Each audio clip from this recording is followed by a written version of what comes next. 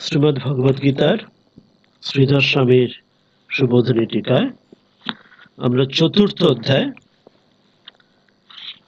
তার ২৬ নম্বর শ্লোক পর্যন্ত আগের দিন পড়েছি। আজকে এই অধ্যায়, যেটির নাম জ্ঞানযোগ, তার ২৭ নম্বর শ্লোক থেকে শুরু করব। আগের দিনে ২৪, ২৫, ২৬ এই তিনটি শ্লোকে বিখ্যাত যে একটি শ্লোক যজ্ঞের বিষয় শ্রী ভগবান শ্রীকৃষ্ণ অর্জুনকে বলতে শুরু করেছেন।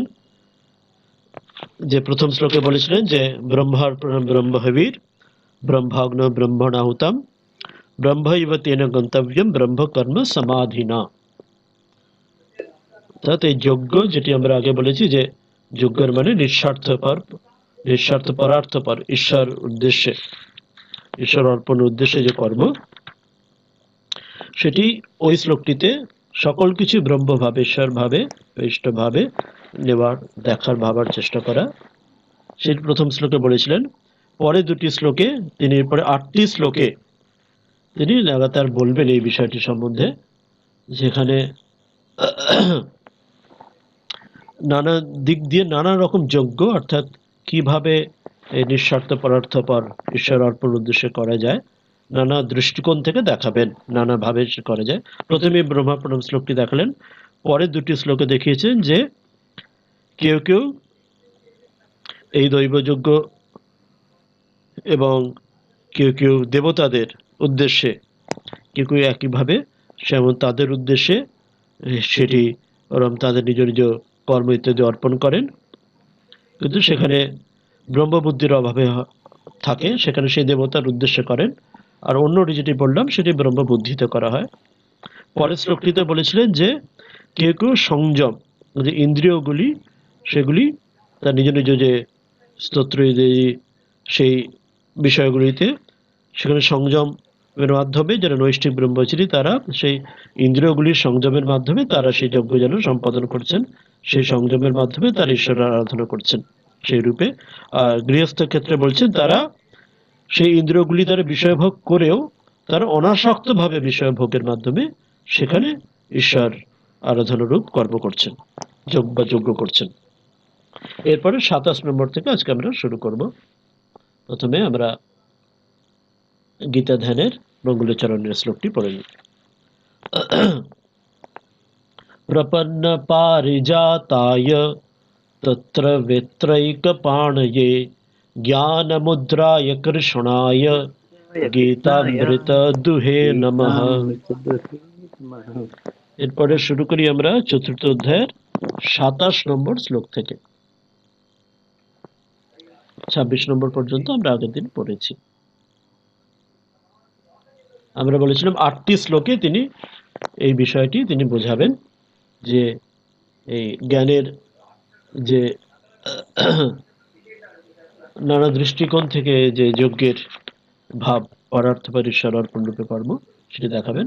প্রথমে অন্তঃকরণের সংযম রূপ যজ্ঞের এই ভাব থেকে প্রথমে ২৭ নম্বর শ্লোকে বলছেন, সর্বাণীন্দ্রিয়কর্মাণি প্রাণকর্মাণি চাপরে আত্মসংযম যোগাগ্নৌ যুবতি জ্ঞান দীপিতে।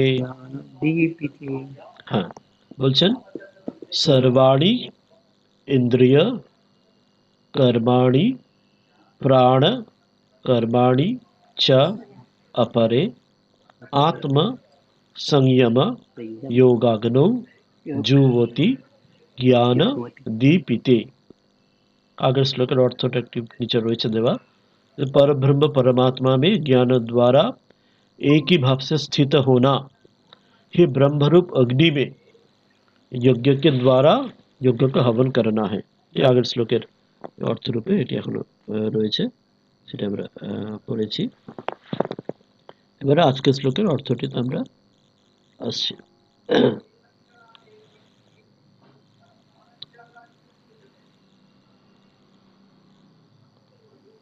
বলছেন অপরে, এই ২৭ নম্বর শ্লোক চতুর্থ অধ্যায়।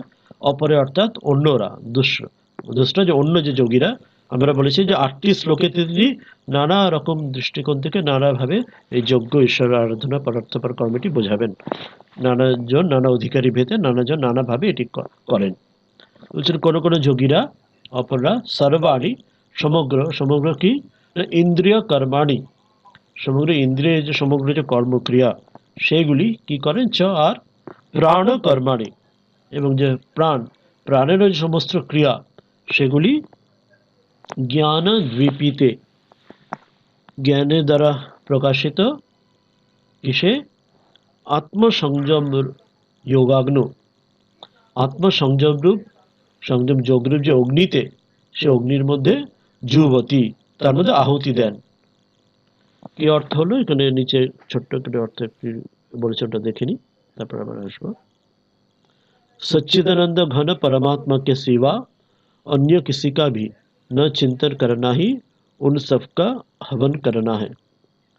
অর্থাৎ তারা এই প্রত্যেক নিজ নিজ যে ইন্দ্রিয় এবং প্রাণের দ্বারা যে একমাত্র ঈশ্বরই চিন্তা, প্রত্যেক ইন্দ্রিয় প্রত্যেক কর্মই, যাহা একটা কথা আছে, যাহা যাহা দৃষ্টি স্ফুরে করে তাহা তাহা কৃষ্ণ স্ফুরে, সকলের মধ্যেই তাকে দেখছেন। প্রত্যেক ইন্দ্রিয় কর্মগুলি, সকল প্রাণ কর্মগুলি যেটা সংযমের মাধ্যমে জ্ঞানের দ্বারা প্রকাশিত হয়, সেখানে যে অগ্নিতে যে হবন বা আহুতি দেওয়ার মানে হচ্ছে সে তার মধ্যে দিয়ে প্রত্যেক ইন্দ্রিয়গুলি এবং প্রত্যেক প্রাণের কর্মগুলি সেখানে তারা ঈশ্বর আরাধনায় মগ্ন রয়েছে।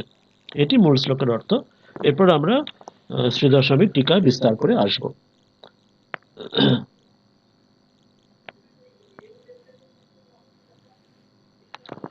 আমরা অর্থটা নিই।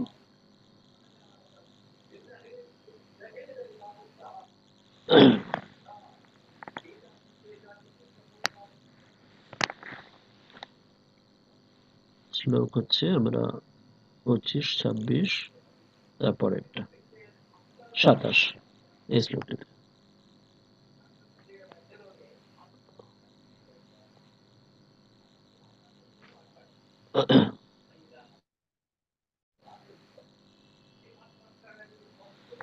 सर्वाणि इंद्रिय कर्माणि प्राण कर्माणि चापरे आत्मसंयम योगाग्नो जुवति জ্ঞান দীপিতে। অর্থতে আসবো, শ্রীধর স্বামী বলবেন। অপরে, অপরে কারা না সেটি তিনি আসছেন।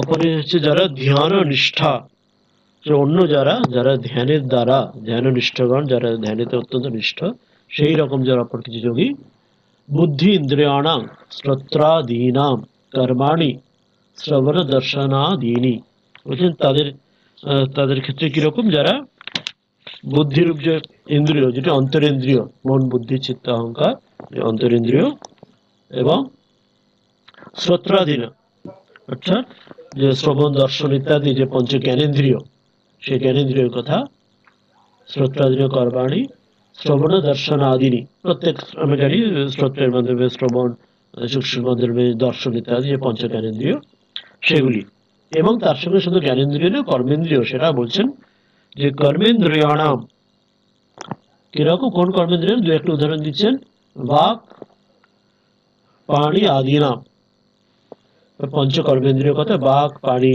ইত্যাদি সেই কর্মেন্দ্রিয় নাম, তার যে কর্মাণি, তার যে কর্মগুলি কি না, যেমন বচন অপাদানা দিনী ইচ্ছা, তাদের যে কর্ম বচন অর্থাৎ এই কথা বলা তাদের, এবং তাদের আর তাদের গ্রহণ করা, বচন উপাদান অর্থাৎ সেখানে গ্রহণ করা, যে আহার ইত্যাদি যে গ্রহণ করার মধ্যে বস্তু গ্রহণের মাধ্যমে চ, সে উদাহরণ অর্থাৎ এখানে সবগুলোই এলেন।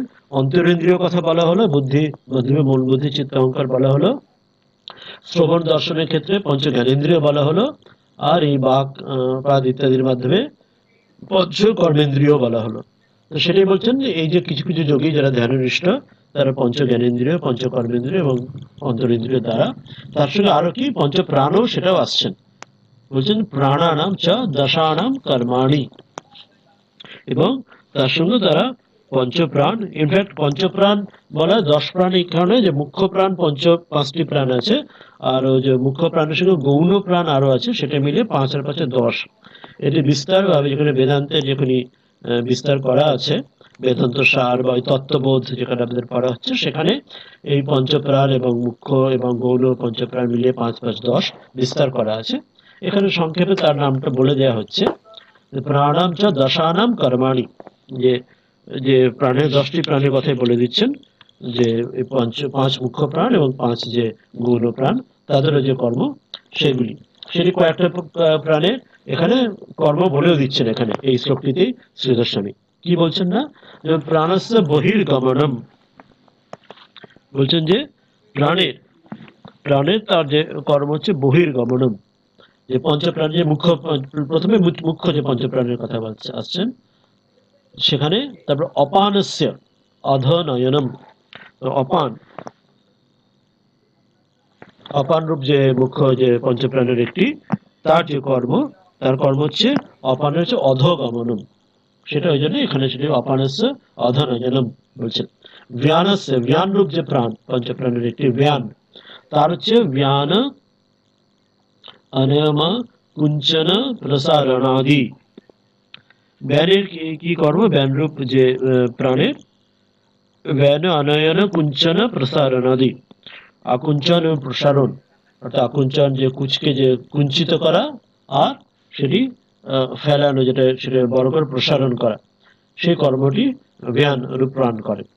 এরপর সমান রূপ যে প্রাণ পঞ্চপ্রাণের আরেকটি প্রাণ সমান, তার কর্মের কথা বলছেন, যে সমানস্য আশিত পীতাদীনাম সম্যক উন্নয়নম, যে সমান রূপ যে প্রাণের তার কর্মের কাজে আসছেন, যেটি হচ্ছে আশিত পীতাদীনাম সম্যক উন্নয়নম।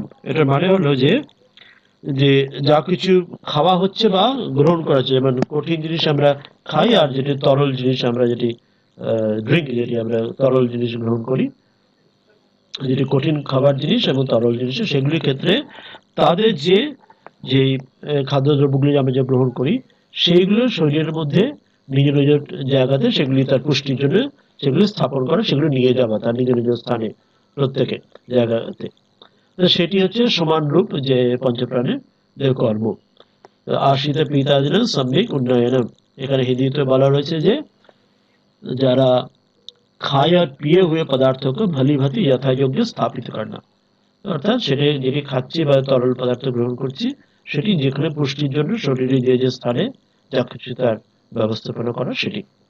এরপরে আরেকটি যে পঞ্চপ্রাণের আরেকটি যে উদানের কথা হচ্ছে, উদানস্য অর্ধনয়নম, উদানস্য অর্ধ নয়, উদানস্য ঊর্ধ্বনয়নম, উদানের কাজ হচ্ছে যেটা ওপরের দিকে, আগে আমরা অপান এখানে পড়েছিলাম, সেখানে হচ্ছে অধনয়নম, অপান রূপ প্রাণীর তার কাজ হচ্ছে নিম্ন দিকে নিয়ে যাওয়া, আর উদান রূপ প্রাণীর কাজ হলো ঊর্ধ্ব দিকে নিয়ে যাওয়া।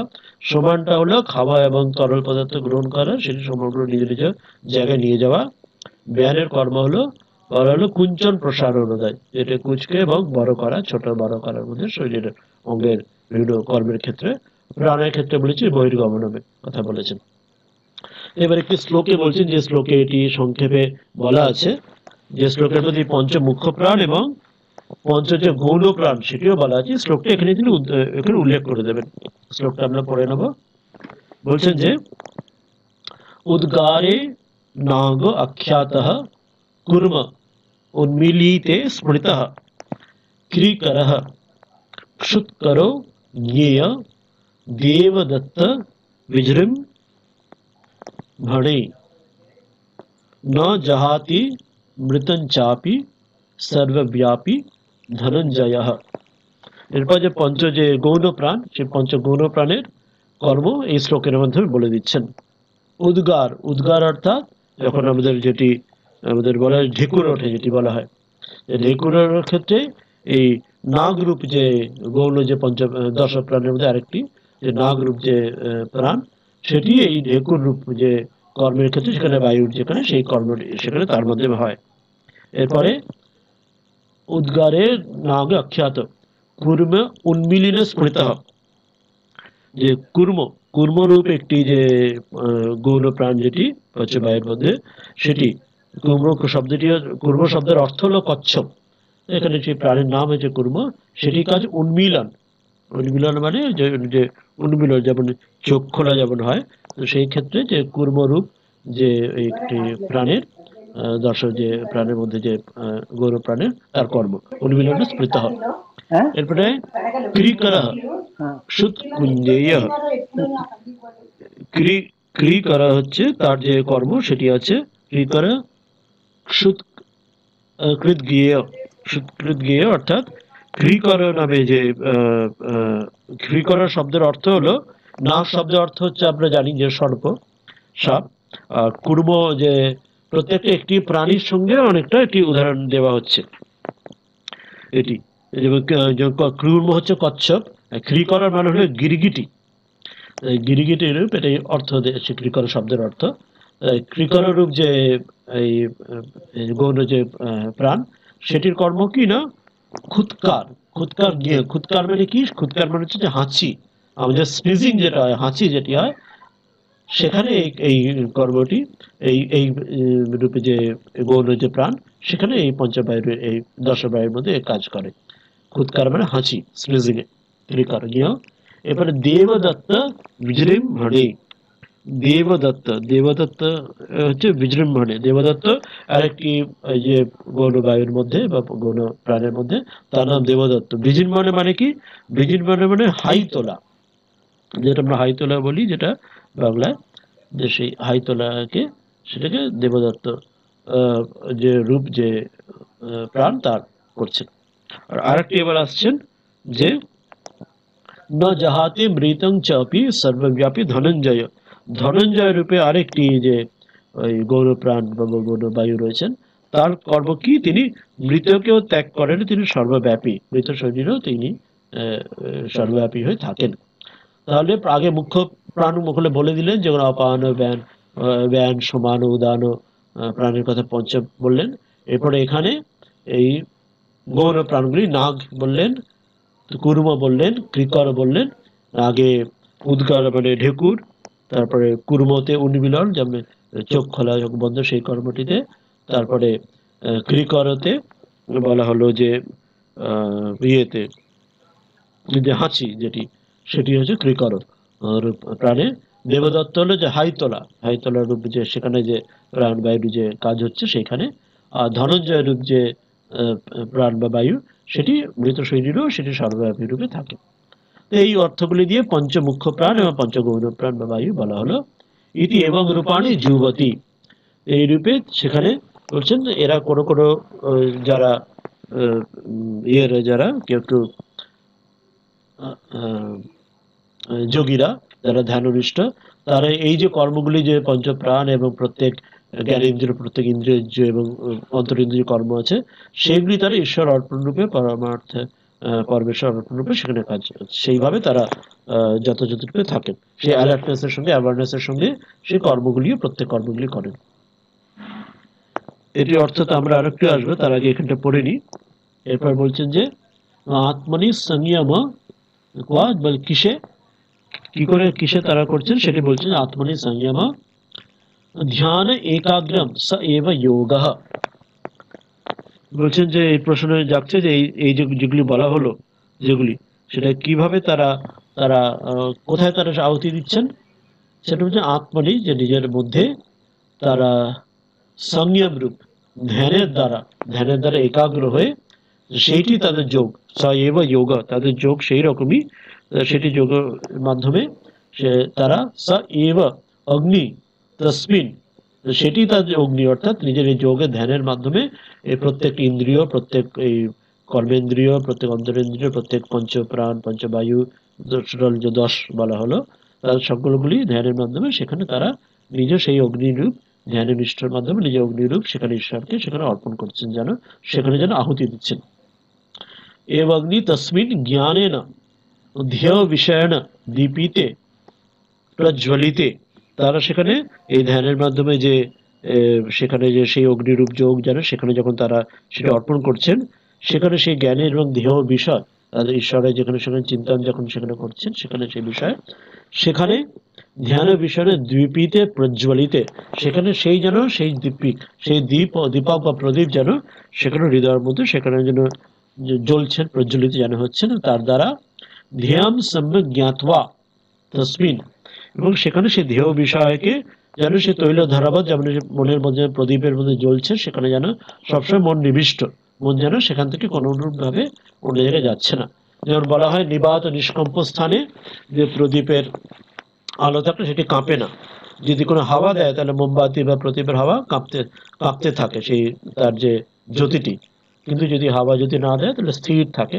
সেই রকম ভাবে এখানে সেই মনের মধ্যে সেখানে মন সংযম তানি সর্বাণি কর্মাণি উপরময়ন্তি ইতি অর্থঃ সেইভাবে সেখানে সকল কর্মগুলি সেগুলি ধ্যেয় বস্তু সেখানে যেন তাতে মন সংযত করে সকল যে কর্ম তার মধ্যে তিনি উপরত করেন हिंदी আমরা দেখছি বলা রয়েছে যে ध्येय विषय ज्ञान से जो प्रज्वलित है ऐसे आत्म संयम रूप योगाग्नि में अर्थात आत्मा में जो संयम यानी ध्यान की एकाग्रता है वही योग है उस योग रूप अग्नि में वो लोग होम या आहुति करते हैं भाव यह है कि ध्येय के भली भांति जानकर उसमें मन का संयम करके उन समस्त कर्मों से उपरत हो जाते हैं এটা একদিক দিয়ে একটা আমরা ভাবনা এরকম ভাবতে বা বলতে বুঝতে ভাবতে পারি যে প্রত্যেক ইন্দ্রিয় প্রত্যেক কর্মেন্দ্রিয় জ্ঞানেন্দ্রিয় অন্তরেন্দ্রিয় মন বুদ্ধি চিত্ত অহংকার এবং পঞ্চ মুখ্য এবং গৌণ পঞ্চপ্রাণ বা পঞ্চ বায়ু এবং টোটাল 10 যেটি বলা হলো সেগুলি প্রত্যেকটা কর্মের মধ্যেও সেখানে সেই অ্যাওয়ারনেস রাখা যেটিকে আরেকটা শব্দে বলা হয় মাইন্ডফুলনেস যে শব্দে বলা হয় বা আমরা বৌদ্ধ ক্ষেত্রে যেমন কিছু ধ্যানের প্রক্রিয়া আছে যেটাকে বিপස්සনা মেডিটেশন বলা হয় বিপස්සনা এখানে এই mindfulness a practice of mindfulness অর্থাৎ যা কিছু করছি সেটা be aware of the be alert of that সেটির মন সম্পূর্ণ নিবিষ্ট you are aware or alert of whatever you are doing thinking whatever action you are doing through your কর্মেন্দ্রিয় দ্বারা বা জ্ঞানেন্দ্রিয় দ্বারা যা কিছু আমরা দেখছি শুনছি এবং আমরা শরীরও যেসব আমাদের মুভমেন্ট হচ্ছে এই পঞ্চপ্রাণ পঞ্চবায়ু যা কিছু মুভমেন্ট হচ্ছে অলওয়েজ অ্যাওয়্যার আমরা বেশিরভাগ ক্ষেত্রে সেটা অ্যাওয়্যার থাকি না আমরা যেন ইনভলন্টারি হতে থাকে আমরা খেয়ালই করি না আমরা কি দেখছি শুনছি করছি হাত পা নাড়াচ্ছি বা শরীরের মধ্যে কি কর্ম আমরা চলাফেরা যখন যা করছি চিন্তা করছি যেন আমরা হেলাফেলা সেগুলি চলতে থাকে কিন্তু যখন আমরা খুব মাইন্ডফুল থাকবো সেই বিষয়ে অ্যাওয়ার থাকবো অ্যালার্ট থাকবো যে প্রত্যেক জ্ঞানেন্দ্রিয় কর্মেন্দ্রিয় পঞ্চ প্রাণ পঞ্চবায়ুর 10 এবং অন্তরেন্দ্রিয় এই কর্মগুলির সময় যেগুলো কি দেখছি কি করছি কিরকম শ্বাস নিচ্ছি শ্বাস প্রশ্বাস প্রতিও যখন আমরা খুব অ্যালার্টনেস থাকবো মাইন্ডফুল থাকবো সেটিকে বৌদ্ধ বিপස්සনা মেডিটেশন যেমন বলা হয় এখানেও সেটি এই যে যজ্ঞ যেটা আমরা পড়লাম এই শ্লোকটিতে 27 নম্বর শ্লোকে সেখানে ঠিক ওই ভাবটি বলা হচ্ছে প্রত্যেক ইন্দ্রিয়র এবং প্রত্যেক প্রাণ বায়ুর অন্তরেন্দ্রিয়র তার নিজ নিজ কর্মতে আমরা যেন সেটা অ্যালার্ট থাকবো সেটি কি করছে আমরা আমার বিনা অ্যাওয়ারনেস বিনা অ্যালার্টনেসে সেই কর্মগুলি ইন্দ্রিয়গুলি বা প্রাণগুলি সেটি করবে না প্রত্যেক আমরা we know that we are doing this while we are thinking that বিপස්සনার ভাবটি এখানে যেন 27 নম্বর শ্লোকে শ্রীকৃষ্ণ এখানে বোঝালেন এরপরে 28 নম্বর শ্লোকে আসছে কোনো প্রশ্ন আর বিষয় থাকলে আপনারা এখনো বলতে পারেন পরেও বলতে পারেন যেমন চাইবেন এরপর 28 নম্বর শ্লোকে আসছি 28 নম্বরে বলছে যে কিমচা আরো একটি যজ্ঞ আমরা বলেছিলাম যে 8টি শ্লোকে নানা ভাবে এরকম যজ্ঞের কথা ঈশ্বরের অর্পণ রূপ আরাধনা কি করে করতে পারি নানা দৃষ্টিকোণ থেকে যে যেটিতে যার যার অধিকারী ভেদে ইচ্ছা সংস্কার প্রারব্ধের যার ইচ্ছা যার মনে হয় সে সেটি করতে পারে এখানে এই শ্লোকটিতে 28 আর এক রকম ভাবে এই যজ্ঞের ঈশ্বর আরাধনার কথা বলছেন কিমচা দ্রব্যযজ্ঞ তপযজ্ঞ योग यज्ञस्तथा परे स्वाध्याय ज्ञान यज्ञश्च यतयः संश्रित व्रताः আমরা মূল শ্লোকে আসি এই যে এখানে দ্রব্যযজ্ঞ তপযজ্ঞ যোগ যজ্ঞ স্বাধ্যায় রূপ জ্ঞান যজ্ঞ কথম কি বলছেন না দ্রব্যযজ্ঞ তপযজ্ঞ योग यज्ञस्तथा परे स्वाध्याय ज्ञान यज्ञश्च यतयः संशितव्रताः তাহলে কি কি বিষয় এলেন? দ্রব্যযজ্ঞ একটি, তপযজ্ঞ দুটি, যোগযজ্ঞ তিনটি, তথা অপরে স্বাধ্যায় জ্ঞান যজ্ঞ, চার রকম যজ্ঞের কথা এখানে এলেন। চ যতয়ঃ সংশিত ব্রতাঃ, কি অর্থ আসছে?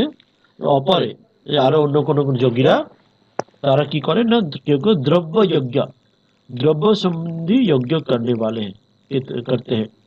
কি দ্রব্য যজ্ঞ আমরা ব্যাখ্যায় পরে আসবো। আর কেউ কেউ তপযজ্ঞ করে, তপস্যা রূপ যজ্ঞ করনে वाले। তথা আরো কেউ কেউ, আরো অন্য কোন যোগী তারা যোগ যজ্ঞ, যোগরূপ যজ্ঞ করনে वाले हैं। च और रेके संक्षिप्त व्रता, तीक्ष्ण व्रत में যুক্ত কেউ কেউ, যথা যতি, যতে মানে যত্নের সঙ্গে যারা, সংযমের সঙ্গে যতি যারা, তারা যতে, তারা কেউ কেউ স্বাধ্যায় জ্ঞান যজ্ঞ করেন, স্বাধ্যায় রূপ জ্ঞান যজ্ঞ করেন। চার রকম যজ্ঞের কথা আরো এতে এলেন। এই যজ্ঞের যে কি কি ব্যাখ্যা সেটি আসবে। আমরা তাহলে অনেক রকম যজ্ঞের অর্থ পাচ্ছি। প্রথমটাতে আমরা ব্রহ্মযজ্ঞের কথা পড়েছিলাম, ব্রহ্মা প্রণাম যে শ্লোকটিতে। তারপরে দৈব যজ্ঞের কথা পড়েছিলাম, যেখানে বিভিন্ন দেবতাকে, যেখানে ব্রহ্মপুত্র রোহিত হয় তাদের আরাধনা করছেন। তারপরে পড়লাম সেই গৃহস্থর এবং নৈষ্ঠিক ব্রহ্মচারীর ক্ষেত্রে, ইন্দ্রিয়গুলির ক্ষেত্রে দুই রকম, যারা ইন্দ্রিয় ভোগ করে অনাসক্ত রূপে গৃহস্থের জন্য, আর ইন্দ্রিয় সংযম রূপে নৈষ্ঠিক ব্রহ্মচারীর জন্য। তারপর আজকে পড়লাম যে ওই অন্তরেন্দ্রিয়, জ্ঞানেন্দ্রিয়, কর্মেন্দ্রিয় এবং পঞ্চপ্রাণ আর পঞ্চবায়ু, পঞ্চদশ সকল কিছুকে মাইন্ডফুলনেস, অ্যালার্টনেসের সঙ্গে সেগুলিকে ধ্যানের মাধ্যমে, নিষ্ঠার মাধ্যমে সেটি রূপযোগ্য। এরপরে এখানে চারটি আরো যজ্ঞ বললেন, দ্রব্য, তপ, যোগ এবং স্বাধ্যায় জ্ঞান যজ্ঞ। চার রকম যজ্ঞ আসছেন। দ্রব্য দানি দানম এব যজ্ঞ येषां ते দ্রব্য যজ্ঞ। দ্রব্য যজ্ঞ কি না? দ্রব্য দানম এব যজ্ঞ, অর্থাৎ দান, যারা দান করছেন, দ্রব্যরূপ দান। আমরা জানি নানা মানুষজন দান করেন, সেটি মা একজন শ্রীমা বলছেন শারদা দেবী, যে যার আছে সে মাপো, যার নাই সে জপো। যার আছে মানে যার কিছু দান করার কিছু আছে, সে মাপো মানে মেপে সেটা, অর্থাৎ সেটা দান, তাকে দান করার কথা, দানের যে মহত্ব কথা বলছেন। আর তার যার এরকম কোনো দ্রব্য দান করার মতো নেই, সে মনে জপ করার কথা বলছেন। এখানে সেই দান করার যেটি দ্রব্য দান, যে নানা রকম যে দানের কথা, সেই দান স্বামীজি বলছেন যে এখানে কলিযুগে দানের ক্ষেত্রে অন্নদান, প্রাণদান, জ্ঞানদান, বিদ্যাদান। উপনিষদে যে কাহিনী আছে যে ব্রহ্মা বলছেন মনুষ্য, দেবতা আর অসুরদের দ দ দ, দেবতাদের ক্ষেত্রে দ অর্থাৎ সেখানে দম, অসুরদের ক্ষেত্রে দ অর্থাৎ দয়া, আর মানুষদের ক্ষেত্রে দ অর্থাৎ দান। এই দানের ক্ষেত্রে এখানে দ্রব্য দানম এব যজ্ঞ येषां ते দ্রব্য যজ্ঞ, এইরূপ একটি হচ্ছে যে দান করে, চ্যারিটি, যেটা কমন কথা যেটা বলা ভাবা হয় বা বলা হয়, সে একটি ভাব। এরপরে তপযজ্ঞের কথা আসছেন। কৃচ্ছ চন্দ্রায়ণ আদি তপ এব যজ্ঞ येषां ते তপযজ্ঞ, যারা নানা রকম তপস্যা, অস্টারিটি যারা নানা রকম করেন, যাদের ওই যেটা বললেন যে যার আছে সে মাপো, যার নাই সে জপো। ও জপ করার কথা যেমন মা বলছেন, এখানে একটি যিনি তপস্যার কথা, অস্টারিটির বলছেন, যেন কৃচ্ছ চন্দ্রায়ণ ব্রত, কৃচ্ছতা সাধন, কৃচ্ছ সাধন করা, অস্টিরিটির করা, চন্দ্রায়ণ ব্রত ইত্যাদি যে তপস্যা, তাদের ক্ষেত্রে বলছেন। চন্দ্রায়ণ ব্রত কিরকম না, যেমন প্রায়শ্চিত্ত ক্ষেত্রে বা অন্য ক্ষেত্রে কেউ করেন, অর্থাৎ চন্দ্রের যেমন শুক্লপক্ষ, কৃষ্ণপক্ষ, পূর্ণিমা থেকে অমাবস্যা, সেই অনুযায়ী পূর্ণিমার পর থেকে যেমন যেমন চাঁদের একটি একটি কলা কমতে থাকছে, অমাবস্যা পর্যন্ত নিজের খাবারও কৃচ্ছতা করে খাবারও কমিয়ে দেওয়া, এবং তপস্যারও জপ ধ্যানে যেমন যেমন করা, সেই সময় অনুযায়ী সেটি তৈরি করা। তারপর আবার অমাবস্যা থেকে পূর্ণিমা যখন আবার সময় বাড়লো, মানে পূর্ণিমার দিকে শুক্লপক্ষ বাড়লো, তখন হয়তো খাবারের পরিমাণ আবার ধীরে ধীরে আবার বাড়তে থাকলেন। তো এইভাবে সেই জন্য তপস্যা বা সেই খাবার ক্ষেত্রেও তাই, এবং সেই সময় জপ ধ্যান সাধনের ক্ষেত্রেও এই শুক্লপক্ষ, কৃষ্ণপক্ষ, অমাবস্যা, পূর্ণিমা অনুযায়ী কমানো বাড়ানো চন্দ্রের সঙ্গে সঙ্গে, সেটি একটি এইরকম তপস্যা করা। যেমন এখন এই সামনে যে শ্রীরাম মন্দিরের উদ্বোধনের আগে, যেমন তার আগে 5-10 দিন, 11 দিন, গতকাল যেমন প্রধানমন্ত্রী যেন বললেন যে তিনি 10-11 দিন তিনি নানা রকম কঠোরতা, তপস্যা সাধন, অর্থাৎ কেউ জপ ধ্যান যেমন যেমন নিজে নিজে বাড়িতেও নিজে করতে পারেন, কেউ পূজা আদি, কেউ ওই নিরামিষ খাওয়া হোক বা যে মাটিতে শয়ন হোক, অর্থাৎ কিছু কৃচ্ছ সাধন, কিছুটা তপস্যার ভাবে থাকা। অনেকটা যেমন বাংলায় ওই চড়কের যে গাজনের আগে তারা অনেকে যেমন কৃচ্ছ সাধন করে থাকেন কিছুদিন, তো সেই রকম তপযজ্ঞ হচ্ছে সেই নানাভাবে তপস্যার অস্ট্রিটি করা। এরপর যোগ যজ্ঞ বলছেন, যোগ চিত্তবৃত্তি নিরোধ লক্ষণ সমাধি স এব যজ্ঞ येषां তে যোগ যজ্ঞ। যোগ মানে হচ্ছে যেটি, যে যোগের অর্থ হচ্ছে পাতঞ্জলি যোগসূত্র শ্রুতি আছে যোগের ডেফিনেশনে সংজ্ঞাতে, যোগ চিত্তবৃত্তি নিরোধ, চিত্তের যে বৃত্তি সেগুলি নিরোধ করে সমাধির দিকে নিরোধ লক্ষণ সমাধি, তার মাধ্যমে সমাধির যেটি তাকে যোগ বলা হয়। সেই রকম যে সয়েব যজ্ঞ যেসাম, যাদের যোগ্য এরকম যারা এটি করেন তাদের হচ্ছে যোগ যজ্ঞ, যারা এই ধ্যাননিষ্ঠ হয়ে চিত্তবৃত্তি নিরোধ করে একদম নিজের মধ্যে সে ডুবে। যে স্বামীজি যেটি বলছেন যে শ্রীরামকৃষ্ণকে, যে তুই কি চাস, স্বামীজি বলছেন আমি ওই সমাধিতে ডুবে থাকতে চাই, মাঝে মাঝে সেখান থেকে আমি উঠবো, উঠে আবার কিছু শরীর ধারণের জন্য খাদ্য গ্রহণ করে আবার সমাধিতে ডুবে যাব। স্বামীজি এই যোগ যজ্ঞের কথা তখন বলছেন যে চিত্তবৃত্তি নিরোধ হয়ে সমাধিতে ডুবে থাকতে চাই। কিন্তু ঠাকুর তখন বকছেন যে যে তুই কেন, তুই এত ছোট মন কেন হবি, তুই তার চেয়ে উঁচু হবে, বট গাছের মতো হবি, তার চেয়ে উচ্চ অবস্থা আছে। তুই যে বলিস যে যোগ কুছ হ্যায় তুই হে, অর্থাৎ সেই ব্রহ্মাপরম যে রূপ যে যজ্ঞ, যেটা আগে আমরা পড়লাম, সকল কিছুর মধ্যে ব্রহ্মকে দেখা, সেই রূপ যজ্ঞের কথা ঠাকুর শ্রীরাম স্বামীজিকে বলছেন। এই যোগ যজ্ঞ হচ্ছে সেই চিত্তবৃত্তি নিরোধ রূপে যে যজ্ঞ, সেটি সমাধির যজ্ঞ ভাব, সেইভাবে থাকা। এরপরে স্বাধ্যায় যজ্ঞের কথা আসছেন, স্বাধ্যায়েন বেদেন শ্রবণ মননাদীনা ইয়ৎ তদর্থ জ্ঞানম তদ এব যজ্ঞ येषां ते। বলছে স্বাধ্যায় দ্বারা, স্বাধ্যায় কি না বেদের অধ্যয়ন, বেদের শাস্ত্রের যে অধ্যয়নের কি না শ্রুতির অধ্যয়নের মাধ্যমে শ্রবণ মনন, তার অধ্যয়ন করা মানে তার শ্রবণ মনন নিদিতাস ইত্যাদি যে যে শ্রাদ্ধেয় পড়াশোনা যেটি করা, সেটি বেদের শাস্ত্রের কথা, এবং তার মধ্যে ইয়ৎ তদ অর্থ জ্ঞানম, এবং তার অর্থ শুধুমাত্র যে মুখস্থ করা বা বিনা অর্থে শুধু মুখস্থ করা তা নয়, কিন্তু তার অর্থটা বোঝা, ওই জন্য মননের প্রশ্ন আসছে, তার অর্থ ঠিক ঠিক তার জ্ঞান বুঝে, তদ এব যজ্ঞ येषां ते, যাদের যারা এই স্বাধ্যায় রূপ যজ্ঞ সেটি তাদের মূল, সেটার মাধ্যমে শ্রবণ মনন করে সেই চিন্তা বেদান্ত বিচার ইত্যাদি চিন্তার মধ্যে সবসময় ডুবে যারা থাকতে চান, তার মাধ্যমে যারা সত্যকে জানতে চান, সেটি যারা। অথবা আরেকটি উদাহরণ দিচ্ছেন, এটিরই আরেকটি ভাগ দিচ্ছেন এই স্বাধ্যায় যজ্ঞের, অথবা वेद पाठ यज्ञ तद अर्थ ज्ञान यज्ञ च इति।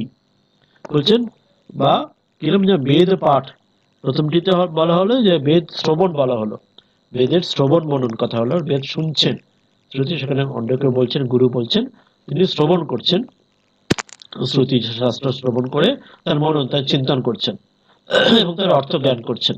দ্বিতীয়টিতে বলা হলো, সেই জন্য আমাদের শাস্ত্রে যে উপনিষদে বলা আছে স্বাধ্যায় প্রবচনাভ্যাম না প্রবদিতব্যম, স্বাধ্যায় হচ্ছে নিজের জন্য, প্রবচন হচ্ছে যখন অপরকে বলা হচ্ছে, সেই জন্য সেটিও এটির মধ্যে স্বাধ্যায়ের মধ্যে আছে, যে শুধু নিজের জন্য নয়, বেদ পাঠ যেখানে হচ্ছে সেখানে অপরকেও হয়তো পড়ানো হচ্ছে, শিক্ষক যেমন গুরুজনে পড়াচ্ছেন, শিষ্য শুনছেন, সেরকম কোনো পাঠ করছেন সেখানে অপরকেও শুনতে পারেন বা নিজে পড়ে উচ্চারণ করে পড়ছেন, শ্রবণ হতে পারে অথবা বেদ পাঠ রূপ হতে পারে, বেদ পাঠ রূপ যজ্ঞ, সেখানেও তদ অর্থ জ্ঞান যজ্ঞের চাইতি, সেখানেও তার অর্থ জানতে হবে, যে শুধুমাত্র যে সেটি শোনা নয় বা পড়া নয়, সেখানেও অর্থ জানতে হবে।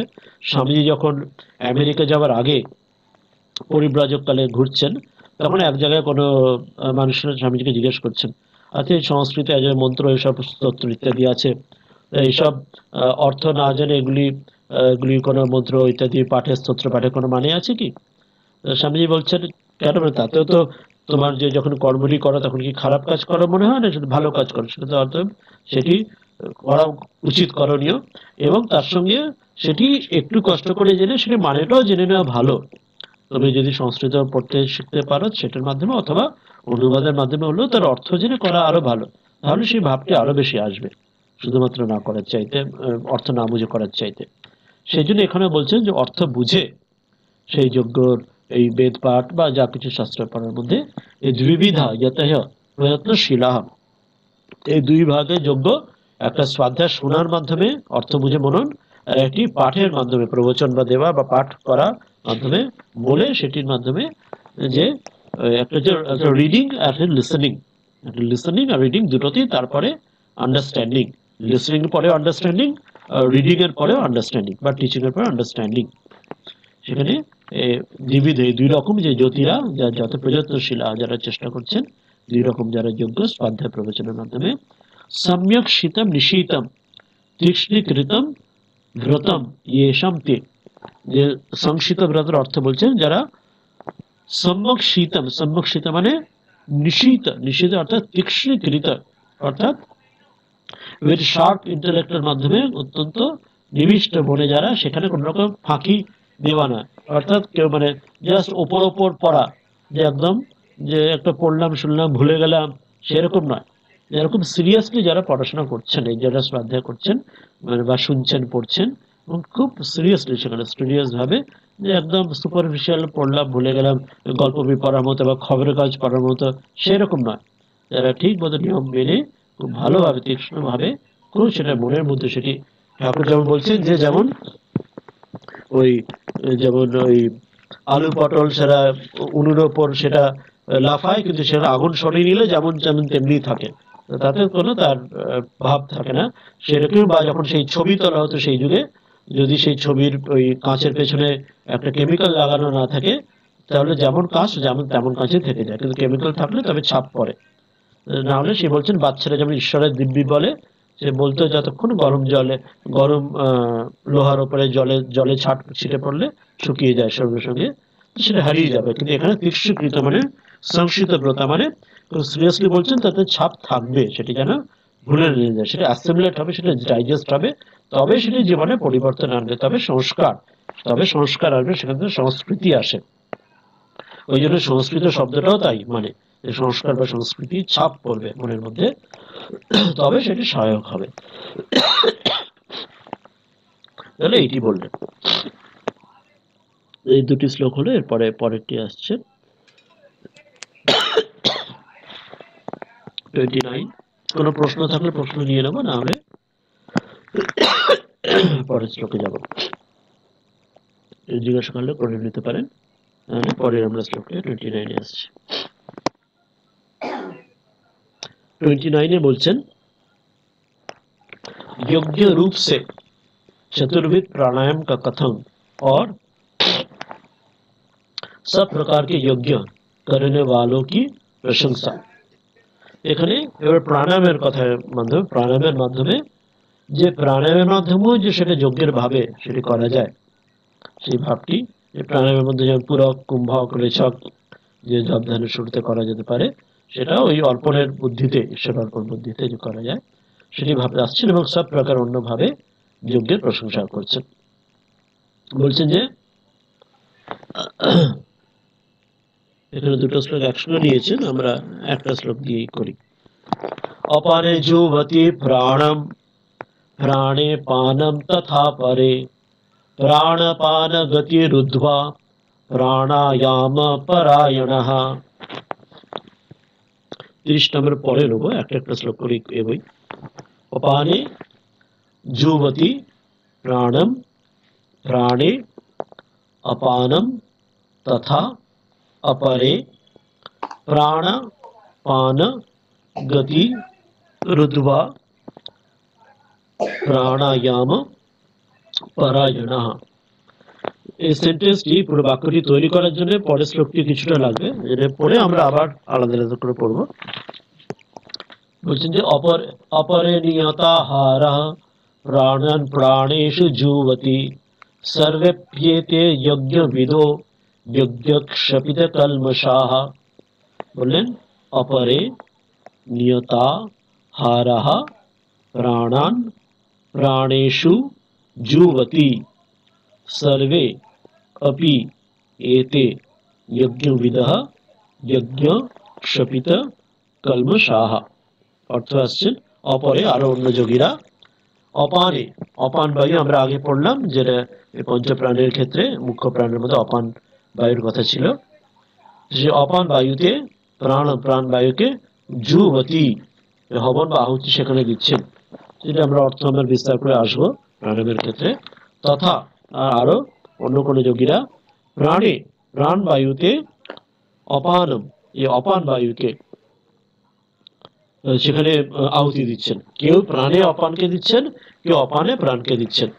আর অপরে আরো অন্য কোনো যোগী নিয়তাহারা, নিয়মিত আহারের মাধ্যমে সেখানে তারা কি করছেন, যে আহারের মধ্যে নিয়মিত রেখে সেখানে তারা প্রাণায়াম পরায়ণ, প্রাণায়াম পরায়ণ হয়ে প্রাণায়ামের মাধ্যমে তারা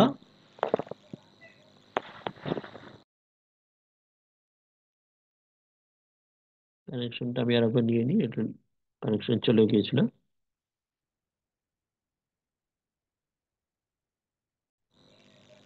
হ্যাঁ, কানেকশন দেখা যাচ্ছে কি আপনার স্ক্রিনটা?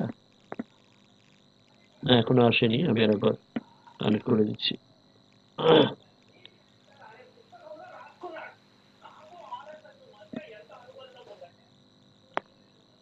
হুম, এখন এসছে আবার। কানেকশনটা লুজ হয়েছিল। ঠিক আছে, তো আমরা প্রাণায়াম পরায়ণ বললেন যে কেউ কেউ তারা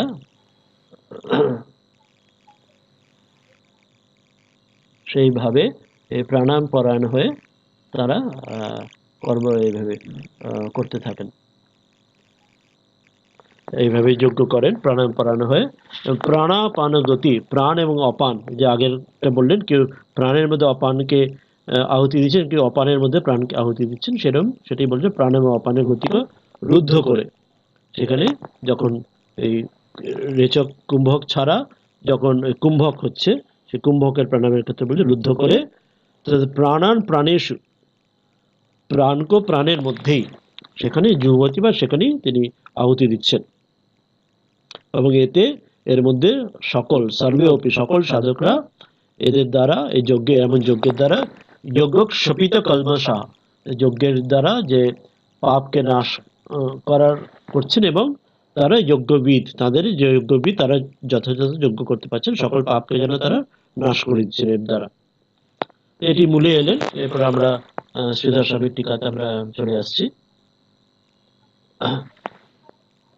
তিনি এখানে বললাম এই দুটো শ্লোক যে জায়গায়, একটা শ্লোক প্রথমটাই আলাদা আলাদা নেবেন, প্রথম শ্লোকে যে আমাকে নেব, বলছেন যে অপানে যুবতী প্রাণম প্রাণে পানম তথা পরে প্রাণপান গতিরুদ্ধ্বা প্রাণায়াম পরায়ণঃ।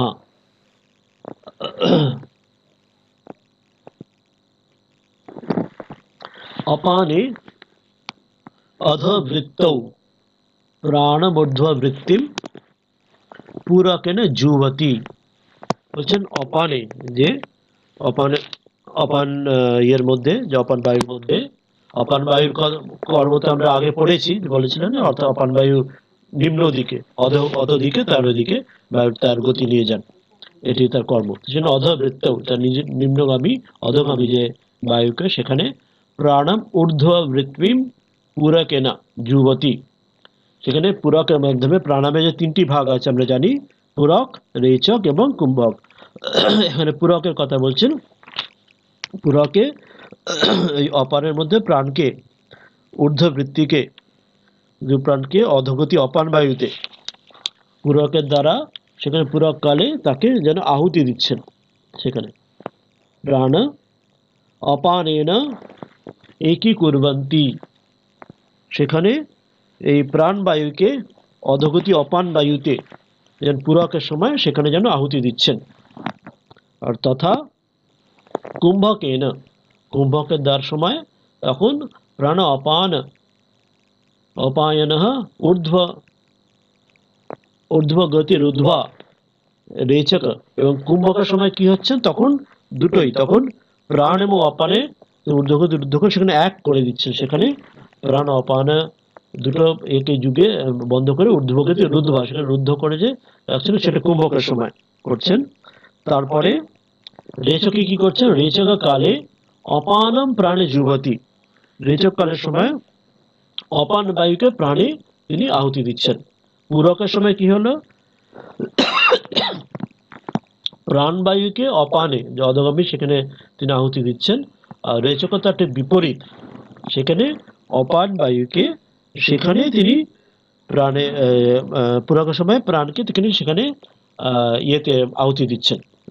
রেচক কালে অপানম প্রাণে যুবতী, সেখানে অপানের সঙ্গে তাকে আহুতি দিচ্ছেন। আর উল্টো সে ছিল রেচকে। আমরা দুটো হিন্দি অনুবাদ একবার দেখে নিচ্ছি। বলছেন যে অন্য एक योगी अधोगामी अपान में ऊर्ध्वगामी प्राण को पूरक प्राणायाम द्वारा होम अर्थात आहुति देते हैं। अर्थात पूरकेर माध्यमे प्राणायामेर समय সেখানে অধোগামী যে অপানের মধ্যে করতে সময় প্রাণকে অপান के साथ एक करते हैं। প্রাণকে সেখানে অপান বায়ুতে আহুতি দিচ্ছেন পুরাকের সময়। কুম্ভকের সময় দুটো সমান করে দিচ্ছেন যে প্রাণায়ামকে দ্বারা প্রাণ আর অপানকে ঊর্ধ্ব আর অধোগতিকে রোগ সেখানে দুটোকেই বন্ধ করছেন প্রাণায়ামে যখন কুম্ভকের সময়। প্রাণ ও অপান দুটোরই ঊর্ধ্ব অধোগতির সম্পূর্ণ দুটোই তখন ব্যালেন্স পুরো থাকছে। কুম্ভক জানি আমার কুম্ভকের শ্বাস বহির্গত হচ্ছে না, অন্তরণ নেওয়া হচ্ছে না, শ্বাসরুদ্ধ করে থাকা থাকছে। আর रेचक की হচ্ছে रेचक प्राणायाम करते समय अपान वायु के प्राण में होम करते हैं, আহুতি করেন। অপান বায়ুকে যে প্রাণে সেখানে প্রাণে আহুতি দিচ্ছেন। তাহলে দুটো বিপরীত হলো, রেচকের সময় অপান বায়ুকে প্রাণে আহুতি দিলেন, আর পুরকের সময় প্রাণ বায়ুকে অপান বায়ুতে আহুতি দিলেন। আর কুম্ভকের সময় দুটোই বরাবর রইল। এটা হচ্ছে পার্থক্য। এরপর বলছেন যে एवं पूरक कुंभक रेचक ही प्राणायामे परायण अपरे इति अर्थः। अर्थात এইভাবে পুরক কুম্ভক এবং রেচক, পুরক কুম্ভক রেচক তিন রকম যে প্রাণায়ামের যে তিনটি ভাগ, সেটি প্রাণায়ামে পরায়ণা, যে প্রাণায়াম অপর ইতি অর্থ। কোনো কোনো এই যে যোগীরা, অর্থাৎ কোনো কোনো যোগীরা শুধু যেটা পুরকের ক্ষেত্রেই তারা সেই ওই ভাবটিতে নিচ্ছেন তারা যজ্ঞের ভাবে, কোনো যোগীরা রেচকের ভাবে নিচ্ছেন, কোনো যোগীরা কুম্ভকের সময় নিচ্ছেন, আর কেউ কেউ এই তিনও প্রাণায়ামের দ্বারাই প্রাণায়াম পরায়ণ অন্য কেউ যোগী প্রাণায়াম যজ্ঞ করছেন। কেউ কেউ এই তিনটি সময় কুম্ভক রেচক পুরকের সময়তেই তিনভাবেই ওই অর্পণ রূপে তারা ঈশ্বর অর্পণ রূপে সেই যজ্ঞ করছেন। কেউ শুধু পুরকের সময় করছেন, কেউ শুধু রেচকের সময় করছেন, কেউ শুধু কুম্ভকের সময় করছেন, আর কেউ কেউ সমগ্র প্রাণায়ামে তিনটার সময়, অর্থাৎ 4 রকম ভাগ এখানে বলা হলো। এটিতে 29 নম্বর শ্লোকটা তিনি শেষ করলেন। এরপরে তিনি 30-এ আসবেন। 30-এ আজকের হয়তো দেখি যাব না, যদি কোনো প্রশ্ন বা কিছু আপনাদের বলার থাকে। 30 একটু বড় আছে, এটা অনেকটা বড় লাগবে। 30-এরটা বেশ বড় আছে, 30টা নিতে অনেকটাই বড় আছে। 30-এ আজকে মনে হচ্ছে যাবার দরকার নেই, আজকে এতটা বড় আছে। আমরা এখানে 29-এ আমরা আজকে শেষ করি। কেউ যদি কিছু আলোচনা বা বলার থাকে আজকে বলে দিতে পারেন। আজকে আমরা, কারণ অনেকটা সময় লাগবে 30-এর নিতে, সেই জন্য 30-এ যেতে থাকবো না। কেউ কিছু নিতে থাকবে, বলতে জানাতে থাকবেন, তাহলে সেটা নেবো, নাহলে আমরা আজকে এখানে শেষ করে নিচ্ছি। আমরা আজকে তাহলে 3টি শ্লোক পড়লাম, এখানে আমরা শেষ করবো। 3টি শ্লোকে কি কি ছিল আমাদের? 3 রকম যজ্ঞের কথা যেটা বললেন 27, 28 এবং 29-এ। প্রথমটিতে বলা হলো যে ইন্দ্রিয়গুলি, সকল ইন্দ্রিয়, সকল কর্মেন্দ্রিয়, সকল জ্ঞানেন্দ্রিয় এবং অন্তরেন্দ্রিয়, মন বুদ্ধি চিত্ত অহংকার, এবং তার সঙ্গে পঞ্চ মুখ্য প্রাণ, পঞ্চ গৌণ প্রাণ বা পঞ্চবায়ু, সেগুলি প্রত্যেকটা মাইন্ডফুলনেস বা অ্যালার্টনেসের সঙ্গে প্রত্যেকটা ইন্দ্রিয়ের কর্মেন্দ্রিয়, জ্ঞানেন্দ্রিয়, পঞ্চবায়ু, পঞ্চপ্রাণ, প্রত্যেক কর্মের মধ্যে দিয়ে, অন্তরেন্দ্রিয় কর্মের মধ্যে দিয়ে যা কিছু করছি, দেখছি, ভাবছি, to be alert, to be aware of that, to be mindful of that, যেটি বলা হলো যে বৌদ্ধ জন বিপස්සনা ধ্যানের মতো সেই ভাবটি এখানে বললেন শ্রীকৃষ্ণ। সেটি একরকম পড়া হলো 27 নম্বরে। 28-এ বললেন 4টি যজ্ঞের কথা বললেন। দ্রব্য যজ্ঞ হচ্ছে যে দান, দ্রব্য দান যেমন করে চ্যারিটি, সেটির মাধ্যমে সেখানে যেন সেখানে ঈশ্বর বুদ্ধিতে তাকে অর্পণ করা হচ্ছে। দ্বিতীয় বললেন যে যোগ যজ্ঞ, যোগ অর্থাৎ চিত্তবৃত্তি নিরোধ, যে সমাধির সেইভাবে সকল যিনি থাকছেন, যে যোগী যিনি জ্ঞাননিষ্ঠ হয়, সেটি দ্বিতীয়টি বলা হলো। একটি তপযজ্ঞের কথা বলা হলো, তপস্যার মাধ্যমে যিনি অস্টারিটি, যে তপস্যা যিনি করছেন, নানা রকম তপস্যা, চান্দ্রায়ণ ব্রতের উদাহরণ দিলেন, তপস্যার মাধ্যমে যিনি করছেন তিনি হচ্ছেন তপযজ্ঞ। আর আরেকটি বলা হলো স্বাধ্যায় যজ্ঞ বলা হলো। স্বাধ্যায় অর্থাৎ যেটি দুই রকম, একটি হচ্ছে স্বাধ্যায় বেদ শাস্ত্র ইত্যাদি শ্রুতি ইত্যাদি পড়াশোনা যে শোনা এবং তার অর্থ জ্ঞান ভাবা মনন। আর দ্বিতীয়টি হচ্ছে সেটি ভাগ হলো যেটি পাঠ বেদ বা শ্রুতি বা শাস্ত্র পাঠ করা বা অন্যকে শোনানো, সেটি তার মাধ্যমে করা এবং সেটির মাধ্যমে বেদ পঠন পাঠন করা, সেটি একটি বলা হলো। আর আরেকটি বলা হলো পরেরটিতে যে প্রাণায়ামের মাধ্যমে করা। প্রাণায়ামের মাধ্যমে কি করা না, ওই পূরক রেচক কুম্ভক বা সমগ্র প্রাণায়ামের মাধ্যমে সেখানে ঈশ্বর অর্পণ বুদ্ধিতে সেখানে সেই বোধে সেটি যজ্ঞের ভাবে করা। এই কটি আমাদের আজকে তিনটি শ্লোকে পড়া হলো। আজকে আমরা এখানেই শেষ করব, পরের দিন পরের শ্লোক পড়বো। আজকে তাহলে কোনো প্রশ্ন না থাকলে আর আমরা ওই শ্লোকটি পড়ে নিই, যে গীতাধ্যানের শ্লোক, ওটা দিয়ে আমরা শেষ করব। কোনো কিছু বলার প্রশ্ন বা কিছু আলোচনা আশা করি নেই আজকে। আর কিছু কিছু জানাতে থাকলে বলবেন, নাহলে আমরা এখানে শেষ করে নেব। তাহলে এই শ্লোকটা শেষ করি। ও सर्वोपनिषदो गावो दुग्धा गोपालनन्दनः पार्थवत्स सुधीर्भोक्ता दुग्धं गीतामृतं महत्।